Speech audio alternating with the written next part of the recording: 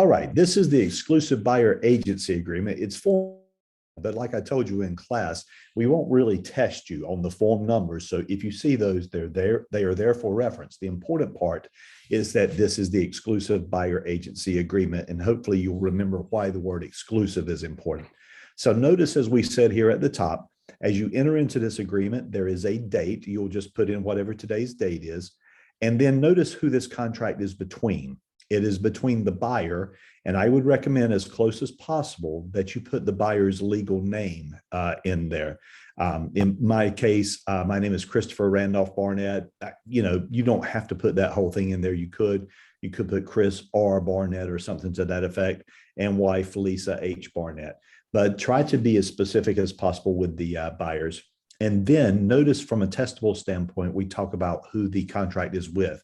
Notice that the agency agreement is with the firm. You see at the end of that second line there that it says firm is actually the agent, even though you're the one filling this out. So it starts going into detail about what this agreement is about. I would like you to take a look at this note. I don't think it's as important for test purposes as it is in the field, but notice that the note says if the buyer is a corporation, an LLC, or other legal entity, the entity should be named as the buyer, and a duly authorized officer, manager, trustee, or legal representative of the entity should sign this agreement on the entity's behalf. Now, if they were to ask a question about this, I think based on what we've talked about in class, we did talk for just 3 seconds about a trust. If you ever listed the property that is owned by a trust, the trust name would go in the buyer's name, and the person who signs that would be the trustee for the trust, not the beneficiary, the trustee. That in and of itself could be a test question, okay? Typically speaking, if you're not working with an entity, it'll be very easy to figure out. And then we're asking the buyer here, hey, did you receive a copy of the Working with Real Estate Agents brochure? Because by the time you write this up, they should have seen that, right? So we're asking them that. We're drawing the buyer's attention to that. Then also, this is a great place to ask the buyer, hey, have you received this form from another agent? Because what you're trying to find out is if, in fact, they have another exclusive agreement with another agent. Type of property. Remember, we talked about this in class the other day this way. Typically, you would only have one exclusive buyer agent. But what if you had different property types or locations? You can see it'd be very possible for someone to have a different residential agent and a separate commercial agent. Typically speaking, what I put where it says general location, because I am in the Triangle MLS, I just put area covered by the Triangle MLS. In other words, if they're buying locally, I'll be their agent. If they're buying in Charlotte, I don't have any expectation that I would be their exclusive agent there. The effect of this agreement is that they are employing the firm as their exclusive agent. And keep in mind why that's important. In just a moment here, you're going to see the terms in this next paragraph, and notice how this relates to what we talked about in class. Every agency agreement must have a start date, and an end date cannot be automatically renewable. So let's take a look at this. The term of this agreement shall begin on, bam, there's your start date. All right, I'm going to start working with you on March 1st. And then it talks about when the agreement will terminate. There's actually 2 boxes here. One of them says if they're only buying a single property, then it'll terminate on this date or when they buy the property. The second box is just if they plan to buy multiple properties. If you're working with an investor and they say they're going to buy 3 properties in this calendar year, then you'd say this agreement shall terminate on 11/59 on December 31st, 2022, or something like that. Either way, there has to be a start date and an end date. And let me take you back up to the effective agreement for just a moment. Buyer, look, during the term of this agreement, I am your exclusive agent. If you buy from anyone, that's going to be important. And we're going to see that in paragraph 4. Compensation of firm. On Thursday, we talked about the idea that it is very possible for an agent to collect a retainer fee. And you can see that 4A allows for that. It is perfectly legal, it's negotiable, et cetera, et cetera. I got to say it's rare in the Raleigh market, but having said that, it's certainly legal and we have a spot for that. More than likely, you're going to operate under 4B. And under 4B, this is where buyer's agents typically put a number, 2.4, 2.5, 3%, something like that. And what they're actually telling the buyer is that I will be compensated this amount of money but it's typically paid by someone else. Look at 4B2 and let's see what it says there. If buyer purchased property where the compensation offered by the listing firm or seller is less than the fee, or where no compensation is offered by either listing firm or the seller, buyer and firm agree that buyer will pay the difference between the fee and the compensation offered. So do you understand what's going on there? Is in 4B1, we said we would try to get it from another agent or from a listing in the MLS. But if there's not any, buyer, you need to pay us for that. Now, why is this important? Well, the fact of the matter is that if I say I'm going to collect 2.4 over the next 6 months, the buyer uses me one weekend and then they go buy a house from someone else within that 6-month period, I'm still entitled to my compensation. This sounds to me like something we should explain to buyers. Okay. Lisa, we doing okay so far? I think so. I do think You some have any people, questions yet? no, I think some people do forget about that, or they're not really sure what goes in that spot. So it's good to remind them that that's how you decide if you're getting paid. Yeah. And then at the end of Thursday, we actually talked about the idea. The reason that's there is because you're receiving third-party compensation, and the buyer should note in a full and timely manner. If in fact you end up receiving 2.4 and a bonus, we have an additional form for that, or you could modify this agreement. But in fairness to the buyer, they have a right to know how much we are being paid for working on their behalf. Okay.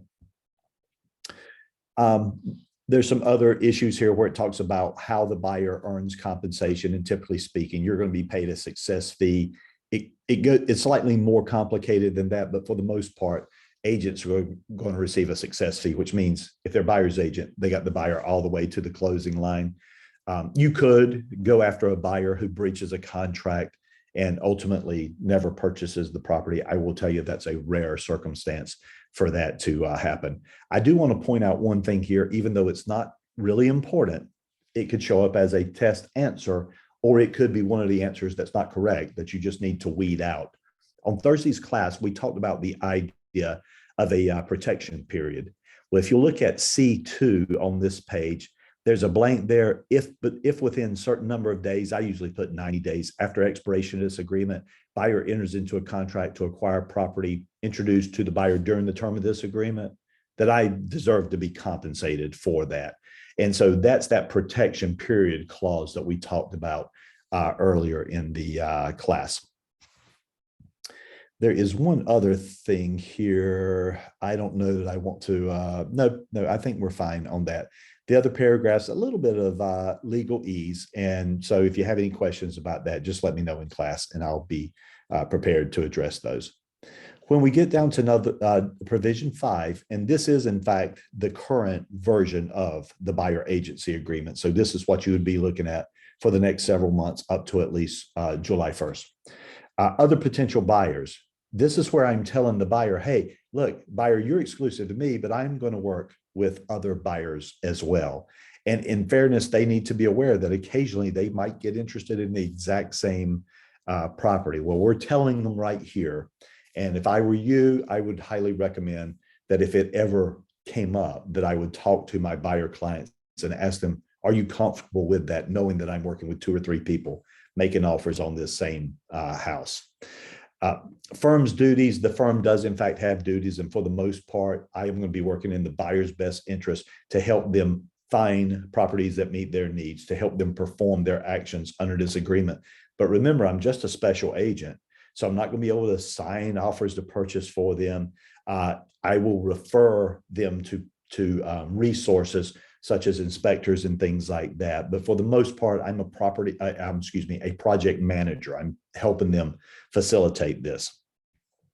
Disclosure of buyer's name and mailing address, not a big deal. It just simply says that if the buyer does not want their name disclosed, then they need to discuss that with me. And in most cases, I would not be obligated to disclose their name.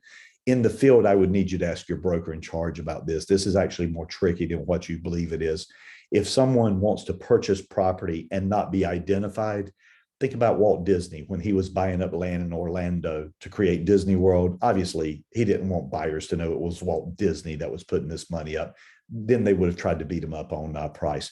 There are ways to do that. I highly recommend that you worry about that in the field and you ask this person to seek the advice of an attorney about how they can buy property without their name being disclosed, like through an LLC or something like that. Okay, look at provision 8. Provision 8, we say all agency agreements have to be in writing. They have to have a start date and an end date. You've already seen that. We also say that all agency agreements have to have non-discrimination language. Well, if you wonder what standard non-discrimination looks like, that's it right there in provision 8. Notice that it is in bold print. If you ever see anything in bold print in an agency agreement or a contract, the reason that it is because there's a corollary rule that goes along with it that says if it's embodied in a contract, it should draw attention to itself. Well, notice how that draws attention to itself. A lot of people look at that and say, holy cow, that must be more important than everything in here. I mean, it's important, right? But having said that, there's a rule that says it has to draw attention to itself. And then this warning actually is new. Lisa, I'm getting ready to cue you up for this.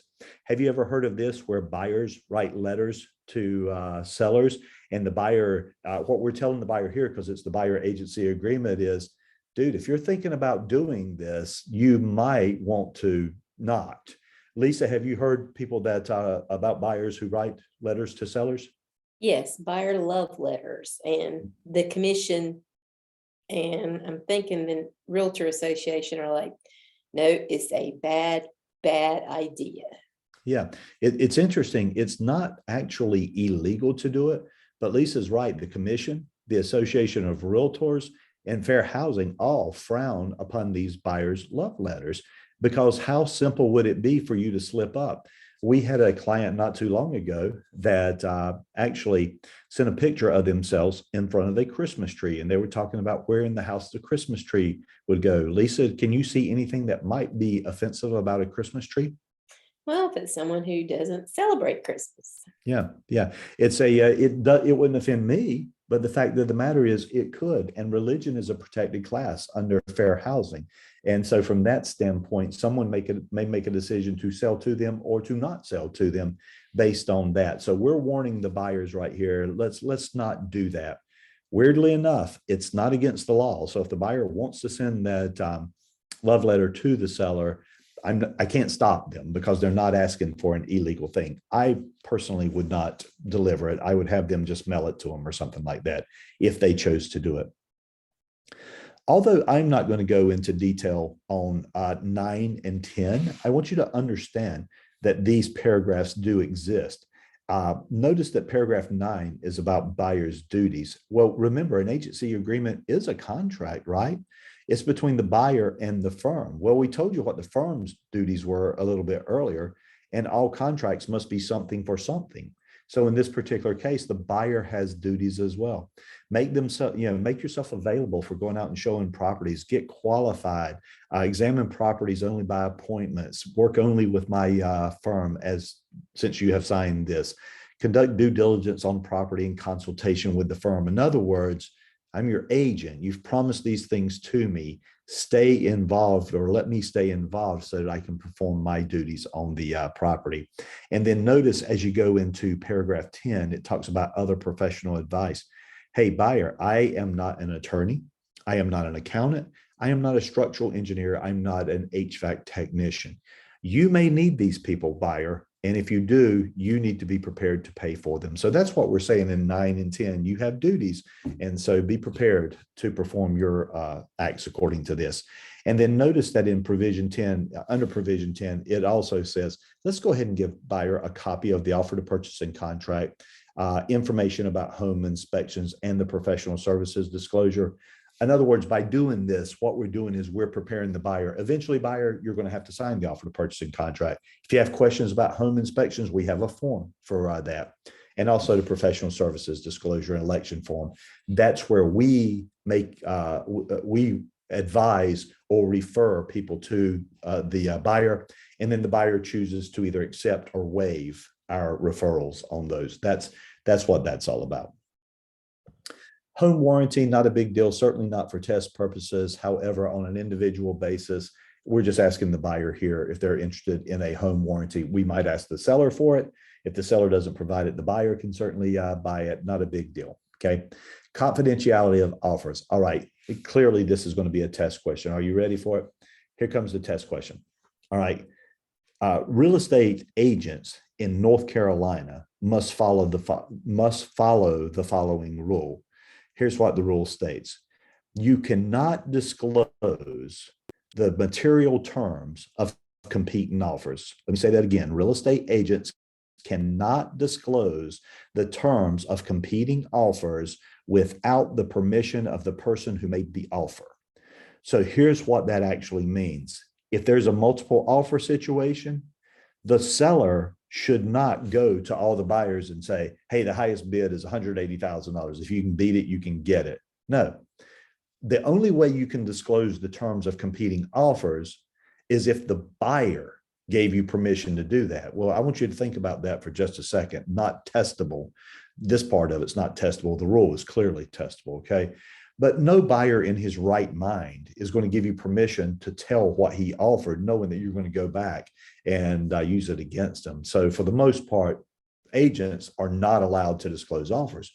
Well, when you read provision 12 closely, what you'll find out is it says, buyer, don't assume that your offers are confidential. And so you're scratching your head and say, well, if the agents can't tell the terms of these offers, how are they not confidential? There is no rule that says the sellers cannot share the terms of these offers, okay? I would advise the seller not to, but there's no law or rule that stops them from doing it. That's why paragraph 12 reads as what it is. What do I want you to know for test purposes? Agents cannot disclose the terms of competing offers without the permission of the person who made the offer. And I promise you that'll come up in a later chapter as well. Additional provisions, fairly rare. Okay. All right.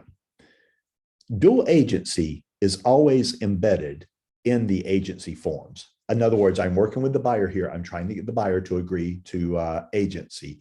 And so as long as I'm talking to the buyer about agency, I will go over dual agency as well. Lisa, so far, do you have any questions or do you have anything that I missed out on? I don't think so. Okay, so getting into dual agency, we're shifting it into another gear.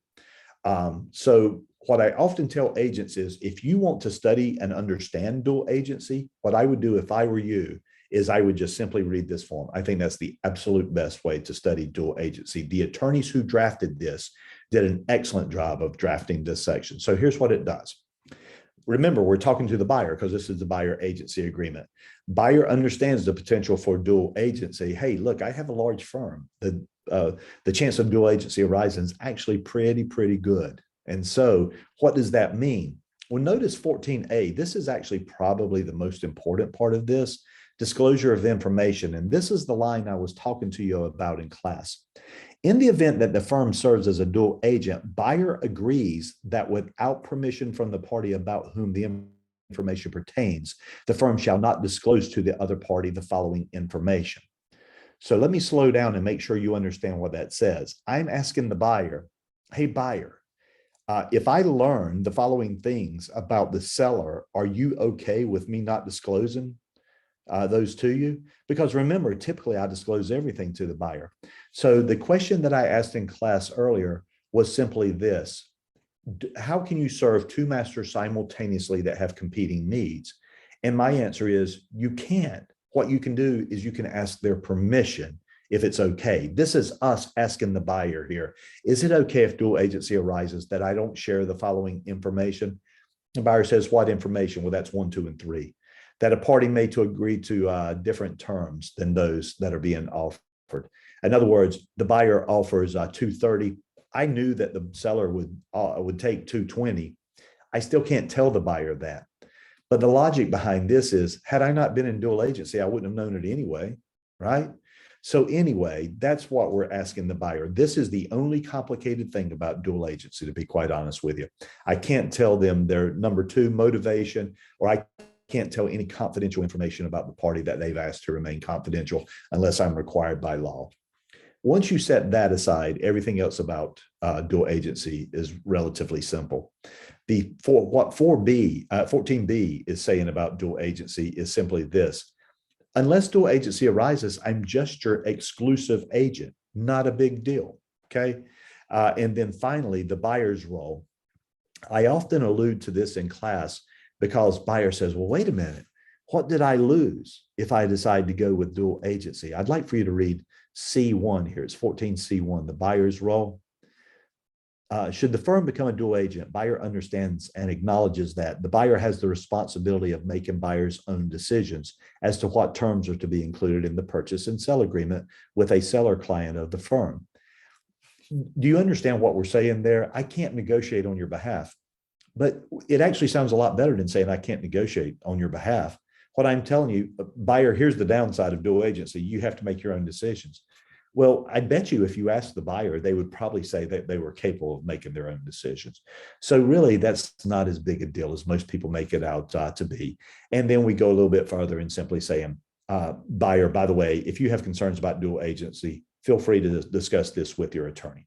Okay, so that's the setup for dual agency. The fact of the matter is, yeah, the buyer's going to lose a little bit in dual agency, but you know what? They wanted to see this house listed by my firm, so it's not a big deal. Okay, they have to give permission. All right, Lisa, here's where they're getting ready to get permission. This is actually the most complicated thing for agents to understand in the field. All right, Lisa, go ahead and unmute your mic. I'm going to ask you a question here. Oh, Lord. Okay. If in fact the buyer agrees to accept dual agency only, remember in Rocky Mount, some firms can't practice designated agency.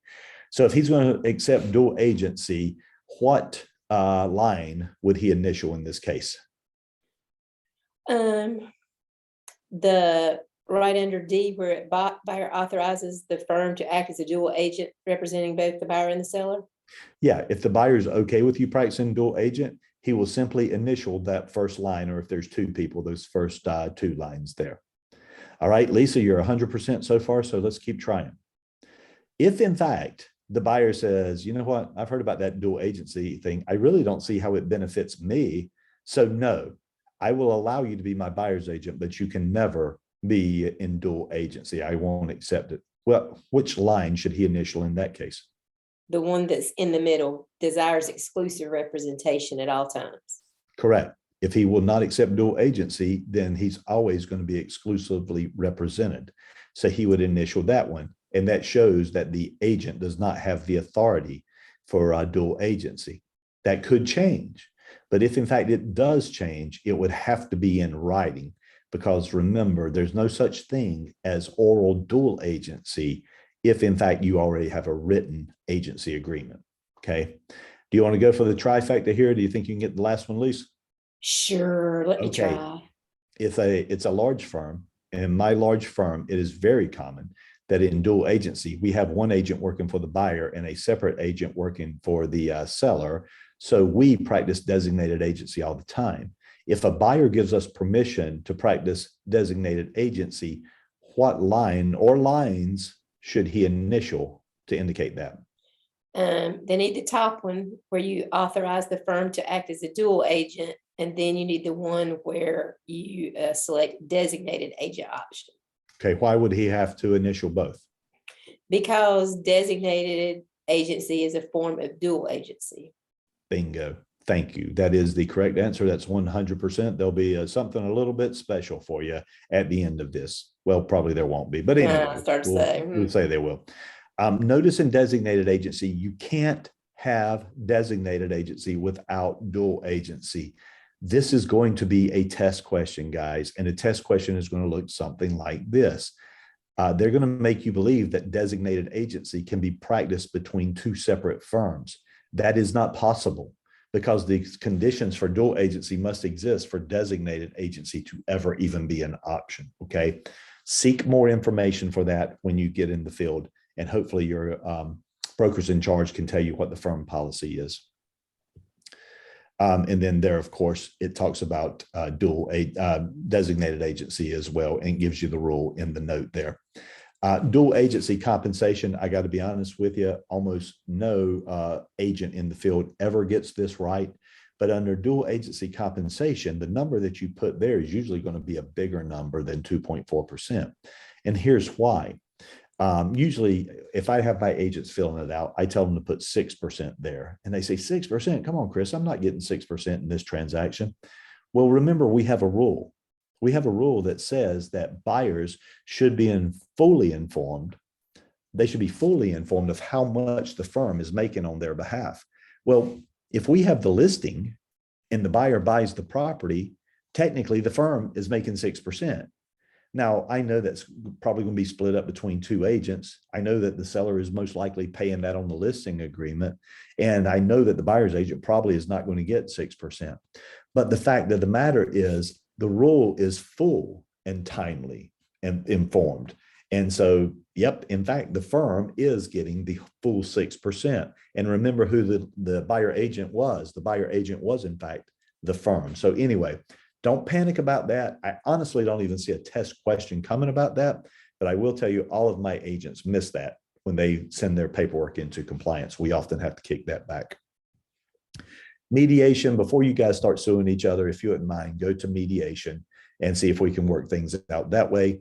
This is the entire agreement. If you want to change or terminate this agreement, it needs to be in some other written form agreed to by the parties.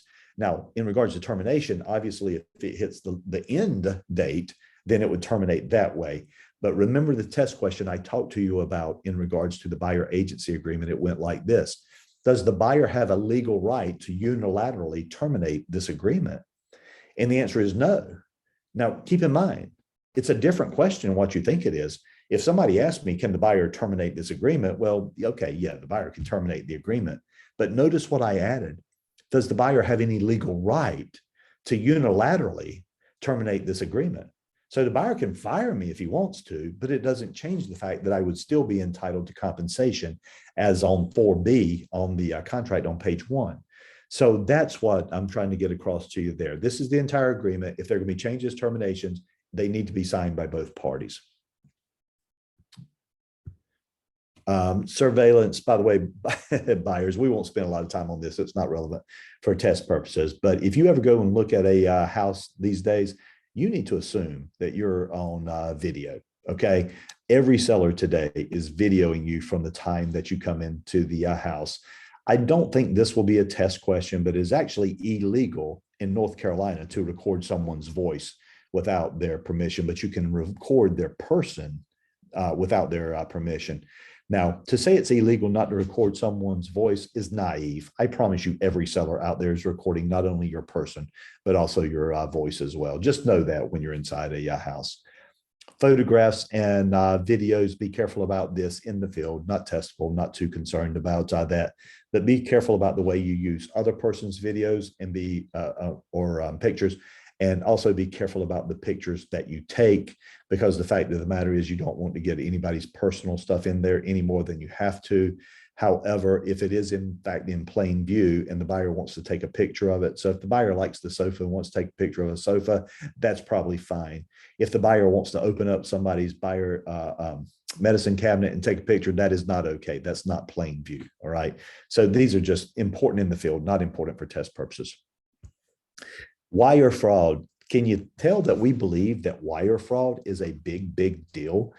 We have 2 warning boxes on here that basically says, buyer, if you are getting ready to wire your life savings, you probably need to call a person on the other end and not some name that you received in an email. You probably need to look at the business card of the attorney that you're getting ready to wire this money to and call them and say, did you just send me a wire asking me for $48,000? Wire fraud in real estate transactions is the easiest thing in the world to do. And agents are always the target of this. And by virtue of that, you're buyers. Okay. So those are warnings there. Of course, on this last page, notice who's going to sign it. The buyer is going to sign it. If there are multiple buyers on here, get them both to sign it.